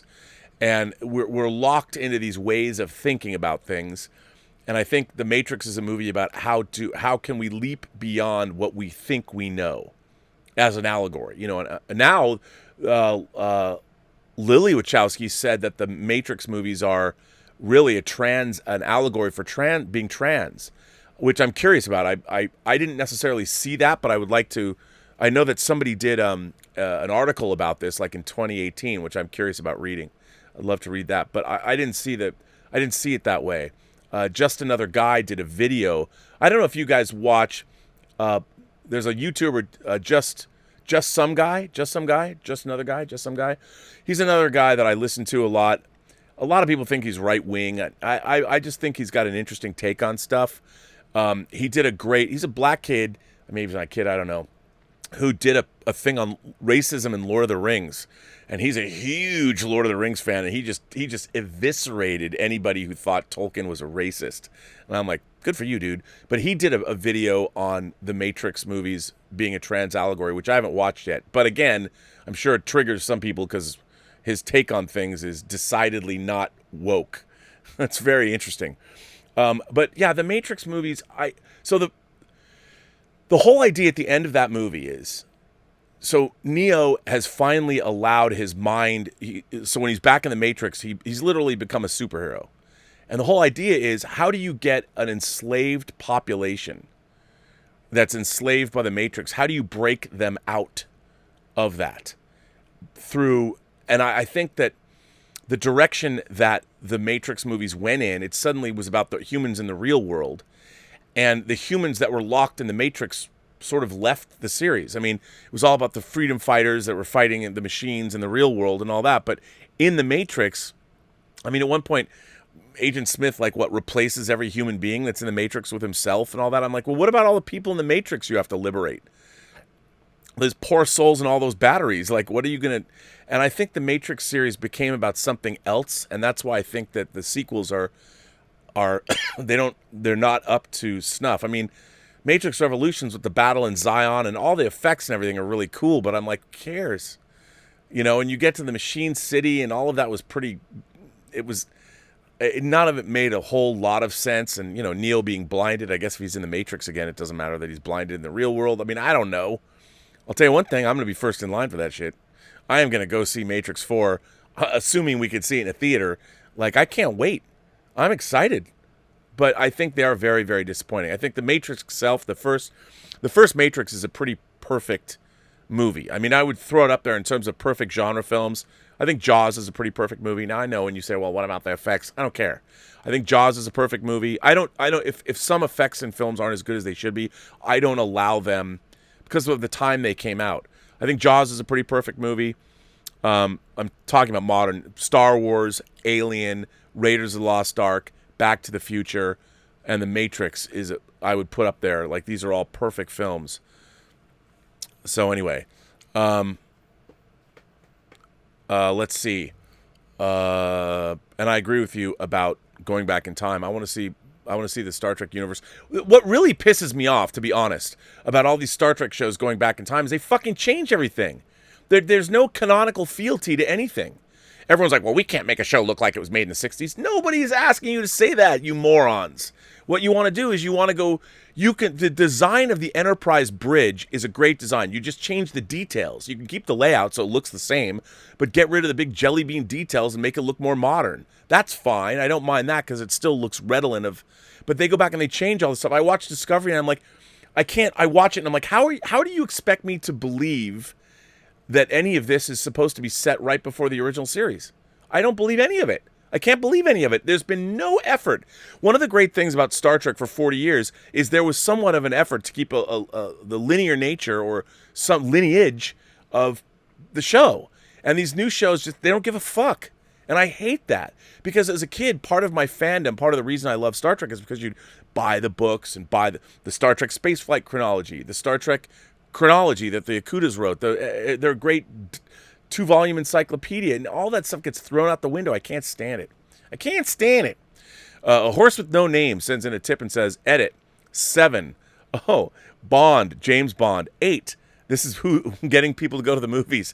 8. Dwayne Johnson playing Dwayne Johnson. 9. Anything where Rachel McAdams plays the love interest. 10. The next major motion picture directed by RMB. You know what? For the very first time, I'm working diligently on doing that, to be honest. John says, Hail, Rob, I loved this past episode of 6 of 1, especially the last hour of discourse between you and Az. You guys are great together. I watched The General right away. What is the next episode after The General? To be honest, I don't know. I have to talk to Az about that. I don't know where we are at. That'll be interesting to see. For those of you who don't know, Az, or better known as Heel versus Babyface on social media, he and I really like him a lot. He's a great guy. He's in the UK, really smart.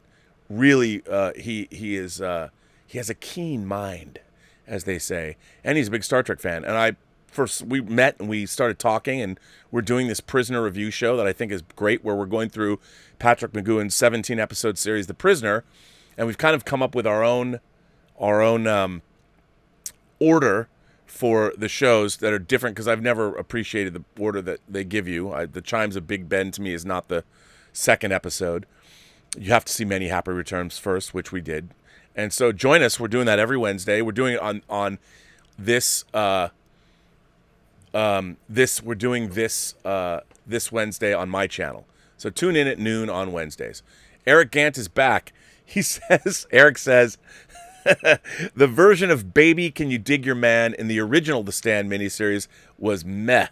Absolutely. But opening the series with the Blue Oyster Cult's Don't Fear the Reaper was MOON, and that spells awesome. Here's hoping the song is included in the new miniseries. Well, Eric Gant, once again, you and I park our shuttlecrafts in the same shuttle bay. MOON, that spells me. Amazing. Amazing. Eric, you are correct. Yeah, I hope, man. I hope that the Stand miniseries, I mean, won't that be they can't not have that song. I mean, isn't Larry Underwood's being played, hang on, who's playing Larry Underwood in the Stand? Let's see. It's a black guy, I think, so are they going to have it be more, is he going to be more R&B? Is it going to be like a Luther Vandross thing, or is it going to be funky? Like, what is it? Who's playing Larry Underwood? Not Adam Stork. Who's playing Larry Underwood in the new Stand? Man. Here, you know what? Here's a YouTube video of Baby Can You Dig Your Man? I'm gonna put it in the live chat. By the way, as Eric said, this is not a good song.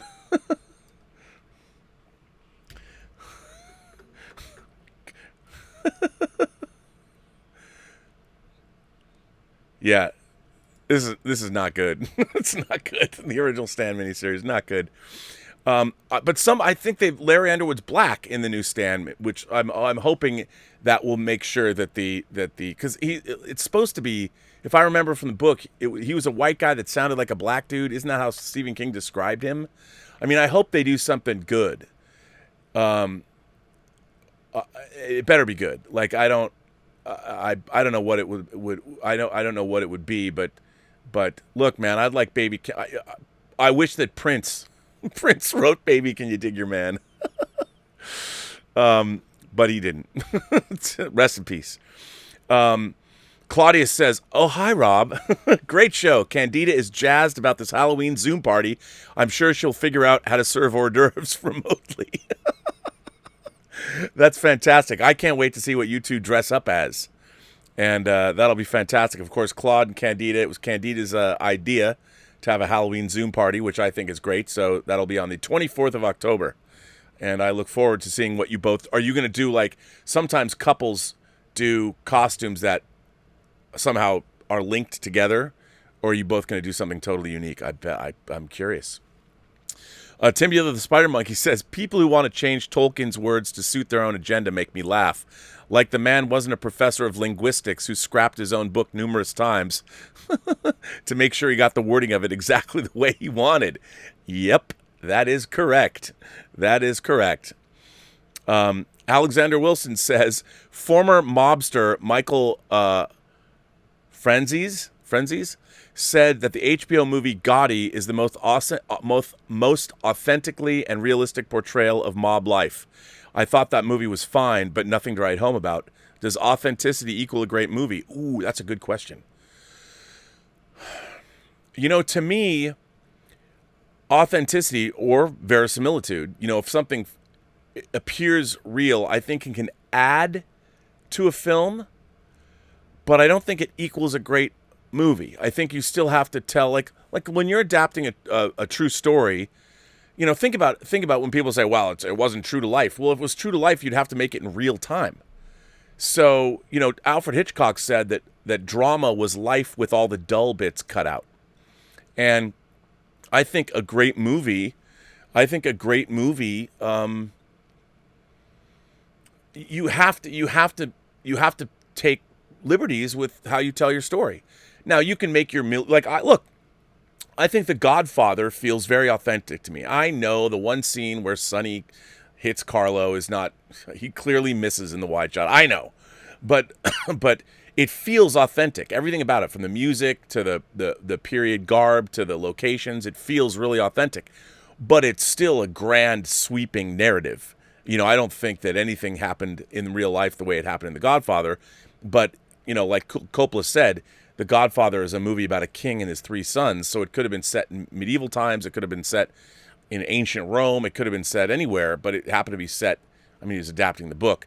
But I think that it felt authentic, but the story was still a story, a dramatic story that wasn't necessarily authentic. But I really, yeah, I think, I don't think authenticity alone can make a great movie.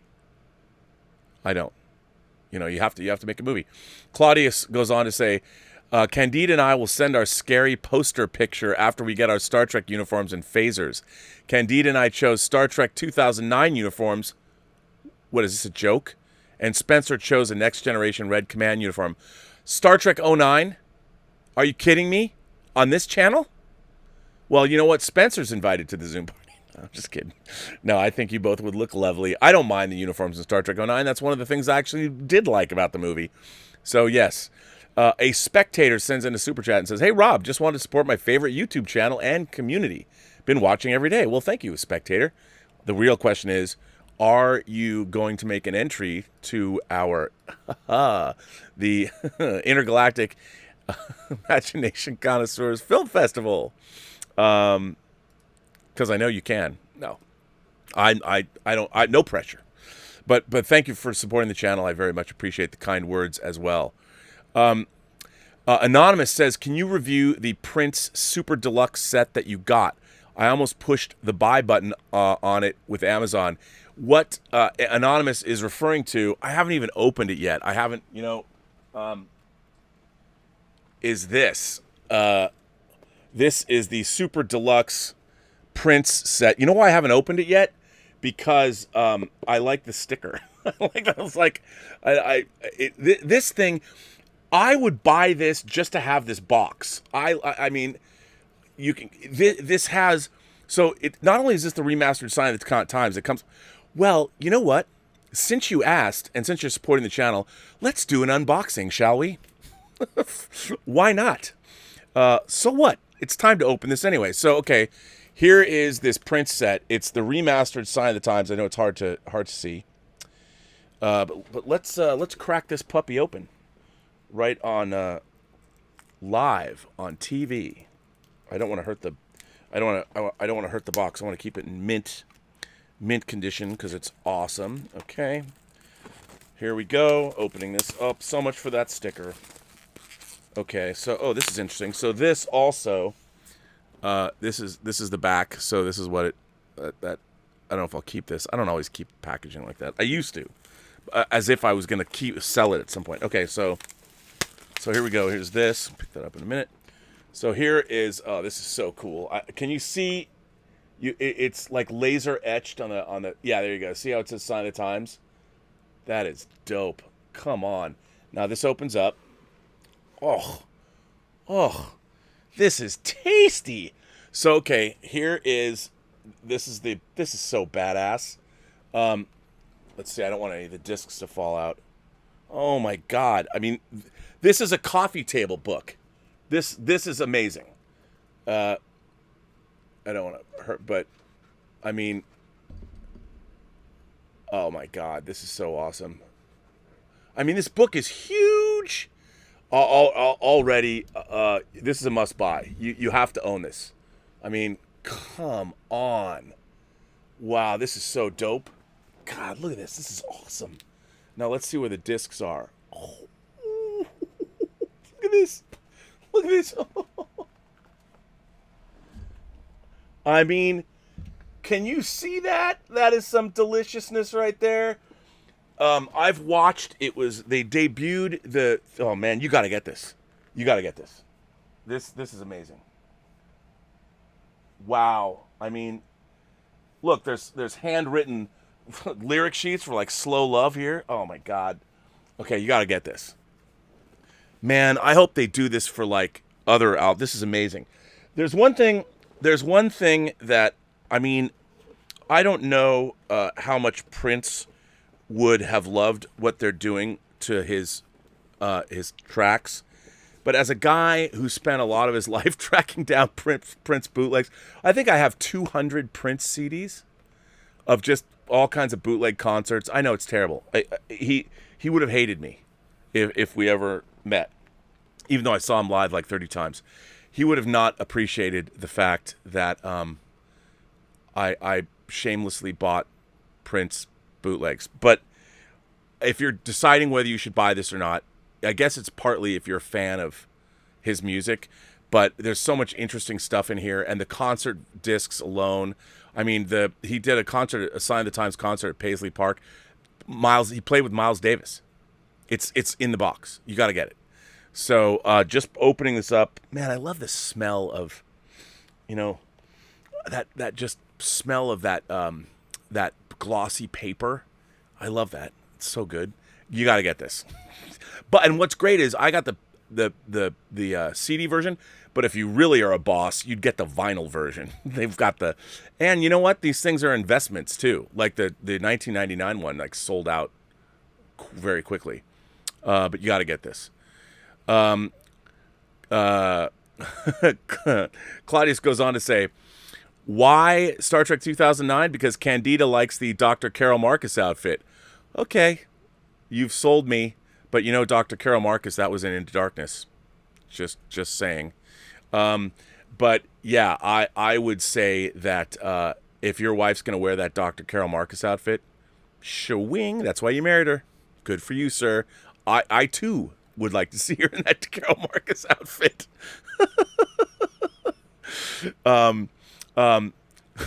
And Claude goes on to say, and because it's a better alternative to Jane Austen period outfits, I would rather not wear white breeches and ruffles. Prince can get away with that. Not this guy. Sure you could. Anyway, Jeff Yerke's here. Jeff Yerke sent in a super chat and says, hi, Rob, nothing to say. Except Mrs. Yerke says, hey, live long and prosper. P.S. Last night was The Enemy Below with Bob Mitchum and Kurt Jurgens. Awesome. That means you would have known the answer to the trivia question that James Gandolfini answers in Crimson Tide. There is a great Enemy Below reference, and that mentions both Kurt Jurgens. Kurt Jurgens is Stromberg in Spy Who Loved Me. That guy got around. Anyway, ladies and gentlemen, I am bringing an end to this chat. Robservations, episode number 528. My God. The the Intergalactic Imagination Connoisseur Film Festival is heating up. I've got stuff to show, and again, watch out for premieres. They're going to be at noon, 7 days a week, and I'm going to try and get them up at least 24 hours in advance. And also, from the time that the entry fee gets paid, it might take a while. So you might be in a queue, because like right now, I think there's a queue of 4 movies, and so we'll see which ones are going to get up. But you'll see. I mean, I would love it if I got. It would be awesome if we had entries that I would have to put up every day. Yeah, and again, we're going to have cash prizes, and there's trophies, and it's going to be fun. And we're going to start announcing all the different judges on the website, and you can go to the website and enter. So anyway, I want to thank my moderating staff. Joshua Levesque is here. Mr. Derringer is here. I don't know who else is here. I think maybe just you two guys. I don't know. But I want to thank them for moderating. I want to point out that the Seahawks beat the Dolphins today, making them 4-0 this season. The Jedi Knights from the Pacific Northwest, go Russell Wilson. You know what? Of all, my heroes are like Stanley Kubrick, Winston Churchill, people like that. But I think Russell Wilson's getting up there as one of my heroes. I mean, he's already one of my heroes, but one of my very favorite heroes of all time. And a shout out to Zoe Bell, Elizabeth's daughter Zoe. Her birthday is coming up. We're celebrating it tonight. She's going to be 20. Zoe Trope is going to be 20 years old. And that is amazing. So a shout out to her. We're going out to dinner tonight. We're going to sit outside somewhere, some good restaurant. Should be fun. So happy birthday to Zoe. And I want to thank everybody for their supporting the channel. Today, obviously, some people that were very, very generous. Thank you very much for that. And, you know, I'm blown away by these festival entries. And I'm going to go watch one right now, which is exciting. Because I have to tell you, just know that when you send me a movie, there's nothing that excites me more right now in life than getting film festival entries. It's the greatest thing ever. I never know what I'm going to see. And so far, they've all put a big, wide grin on my face. And you'll be able to watch all of them. And I'm going to make a playlist. There's a playlist already, but I want to lift it up so it'll be the first thing you see when you go to the channel. Also, now that I've reached 30,000 subscribers, you can get memberships to our channel.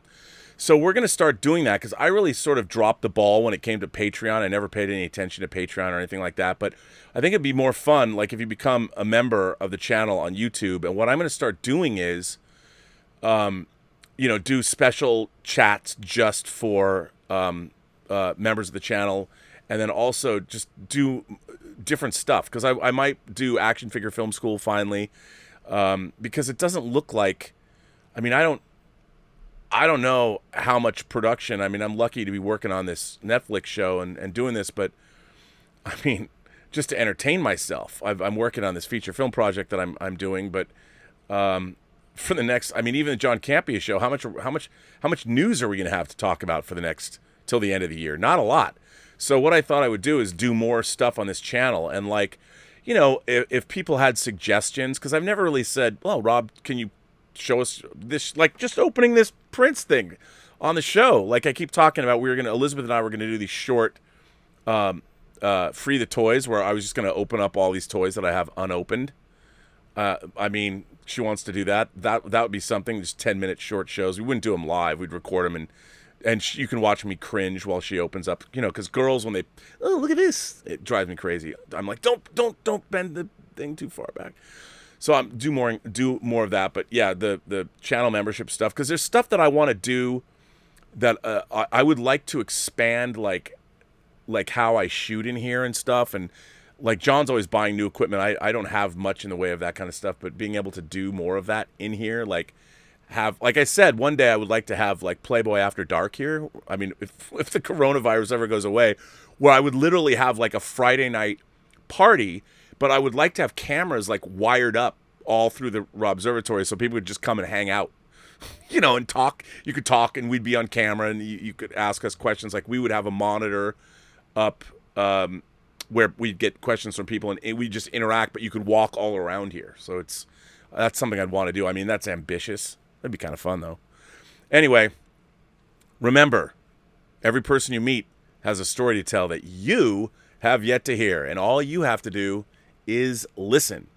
We'll be back tomorrow, by the way. We're doing Whining About Movies. We're doing Mario Bava's Black Sunday. If you haven't seen Black Sunday, it's a beautiful movie. It's terrific. We did Vampire Circus, one of my favorite Hammer films, last night. Black Sunday tomorrow. And we're doing a Nightmare on Elm Street, the first Nightmare on Elm Street, because Elizabeth has never seen it. We're doing the first Nightmare on Elm Street on Wednesday as October Horror Month continues. So we got a lot of things that we're going to show, both old and new, so it should be exciting. So Black Sunday on Monday, and Nightmare on Elm Street on Wednesday.